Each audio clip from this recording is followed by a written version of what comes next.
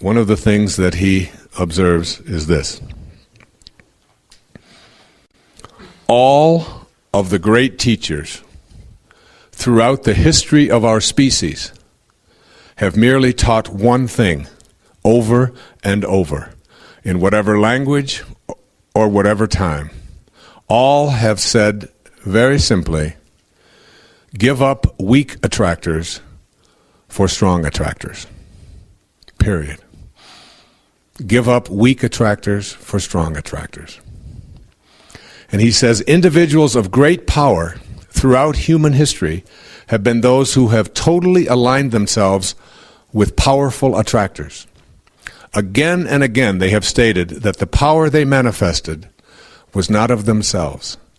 Each has attributed the source of the power to something greater than himself. All of the greatest teachers. That there is a power.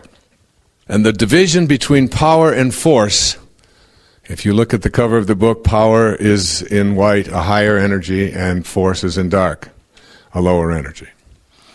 And what I'd like to do here is first kind of give you an idea of what the lowest attractors are. Photographs have energy, and even books, as I've talked about here in this program. And they've actually done studies where they'll take a photograph of someone who represents high spiritual principles, a Mother Teresa, a Jesus Christ, a Ramana Maharshi, a whomever. And they'll also take a photograph of that which represents very low and weakening energies, a Charles Manson, an Osama bin Laden, an Adolf Hitler, people who have represented evil to the eyes of many people. And they will have, people will not know what photograph that they are holding next to them, next to their chest, next to their heart. And the photograph of the person who represents higher spiritual values above 200 will allow them to stay strong, whereas the photograph of that which represents lower and slower energies will weaken them. It's almost defies our credibility, our sense of, is there really energy in everything? And kinesthesiology is one of the ways that we are learning to test that which will weaken us and that which will strengthen us. What I try to work on in my own life every day is that when I am having a thought or a picture or an image that is based upon something that will weaken me, and I know what those are, that if I just stay there and change the thought to a thought that is a counter thought that will counterbalance that I not only make myself feel better, but I am no longer having an energy that is going to weaken me. And remember, the heart is a muscle. And the body is surrounded, all of the organs of the body are surrounded by all of these muscles, all of which go weak when you use certain thoughts, or have certain pictures, or put certain substances into your body. Alcohol, drugs, tobacco, things like this, will make people go dramatically weak, almost instantaneously. And he gives all kinds of examples of how and why that works. He said that when someone calibrates above 600, which on the map of consciousness represents the life view of, God view of all being, a life view of perfection, a level of peace, the emotion of bliss, and the process of illumination. The highest, almost the highest level, because between 700 and 1,000, there's so few people who've ever been there that it's all lumped into one category.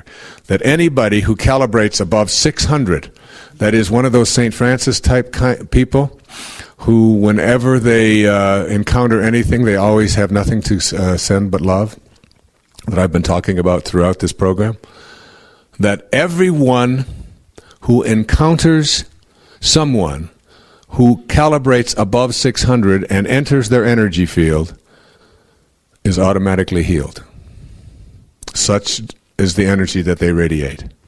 But he said if you stay in the energy field of someone who calibrates and radiates at this level of consciousness that all of us are capable of achieving, that everyone that you encounter, every living species, will automatically be healed just by being in the presence of that. And most of us know that there are people that we feel better around than others, don't you? you have a sense that sometimes when someone walks in the room or someone gets close to you, sometimes their energy is so bad, and it isn't because they have body odor, it isn't because their teeth are crooked or because they've got bad breath or whatever. It's because they come into an energy field and they are lowering the energy that you are with, and you have a sense of feeling worse when they're in your energy space. And you also have a sense of when someone enters your energy field, it can be a total stranger, or it can be someone you respect a great deal, or someone whose work that you have admired, and they come close to you and come into your energy, and you have that warm shower feeling running inside of you. There's something, and all of a sudden there's like a healing that takes place. Remember when I had put you into the gap in the meditation?